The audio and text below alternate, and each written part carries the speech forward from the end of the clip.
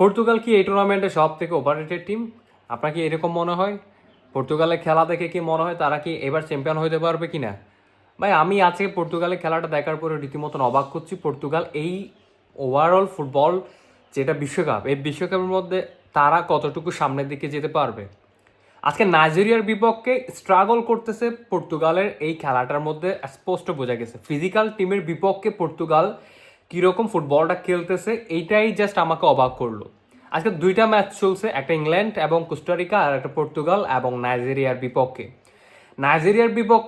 Nigeria সব সময় world football একটা আন্ডার দল, যারা কিনা চেষ্টা করে যে বারবার ফুটবল টুর্নামেন্টে টিকে থাকার, কিন্তু বিপক্ষ দলের বিপক্ষে তারা বরাবরের মতনই ডার্ক হর্সের মতনই কাজ করে।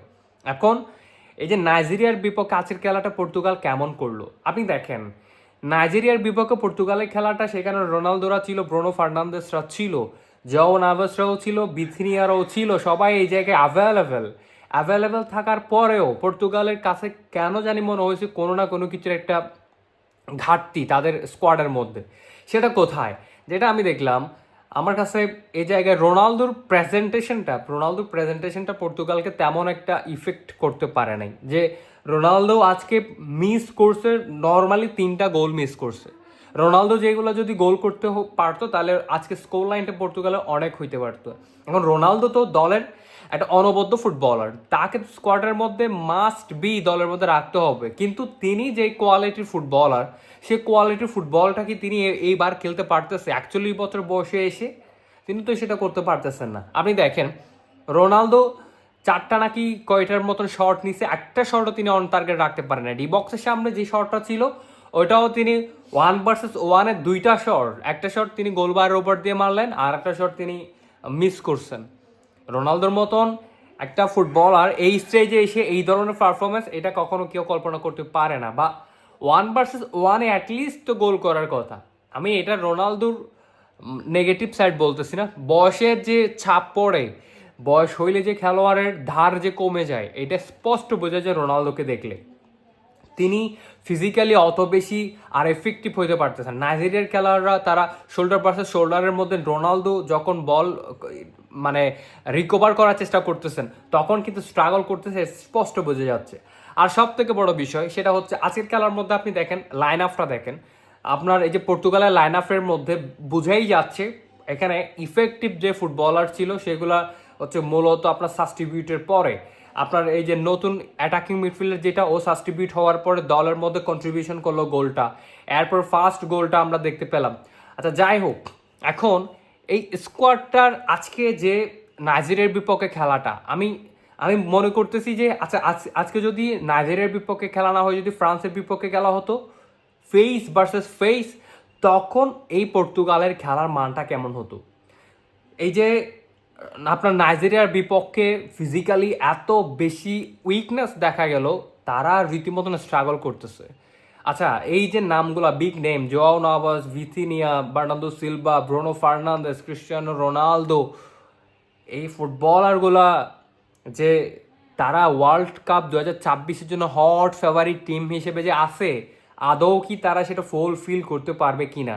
ডিফেন্সের দিকে যখন লক্ষ্য করতেছিলাম তখন তারা বারবার ওভারল্যাপিং হচ্ছে, ডিফেন্স ভেঙে যাচ্ছিল বারবার। যখন নাইজেরিয়া যখন তাদেরকে প্রেশার ক্রিয়েট করতেছে তখন ডিফেন্স দেখা যাচ্ছে যে বারবার ভেঙে যাচ্ছে, রোবেন দিয়াসরা বারবার সামনের দিকে চলে আসতেছে, কিছুটা কিছুটা আপার হয়ে তারা খেলার চেষ্টা করতেছিল।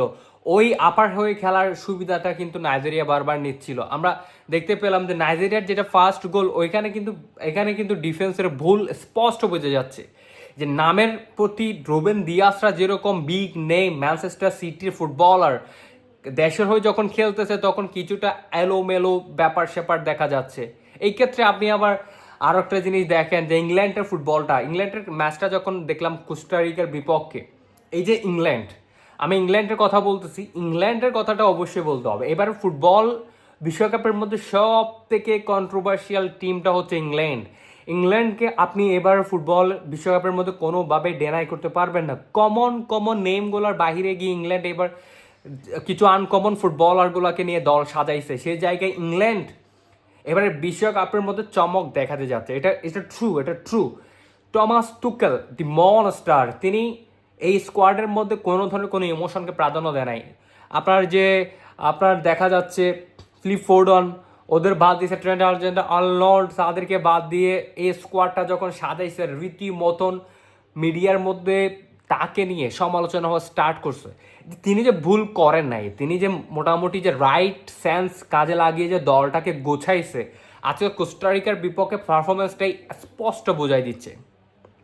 3টা গোল হয়েছে, একটা জোর্ড বেলিংহামের, একটা গর্ডনের, আরও একটা গোল হয়েছে। যে জায়গার মধ্যে হ্যারি কেইন নাম্বার 9 তিনি কোনো গোল পান নাই। গর্ডন বার্সেলোনা ফুটবলার, তাকে 80 মিলিয়ন যে সাইনিং করানো হয়েছে, পেনাল্টি স্পট কিক থেকে গোল পাইছে তিনি, এবং এই গোর্ডনও ইফেক্টিভ ছিলেন পুরো ম্যাচের মধ্যে। শাহরুখ খানওয়ালা গোর্ডন তিনি দারুণভাবে পারফরমেন্সটা করছেন, এবং জোর্ড বেলিংহাম রীতিমতন ইংল্যান্ডের one of the best footballer.